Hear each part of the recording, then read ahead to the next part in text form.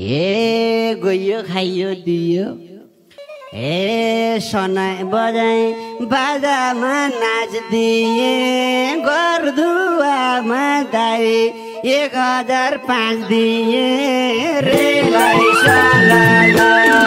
हे त्यति भनी दिएको थिए निले के को खोक छौ दाई 5 नि नदिनीले हे आफ्नै दाई हो भन्दैछौ अहिले त भाउजू हो भन्दै भन्थ्यौ नि पहिले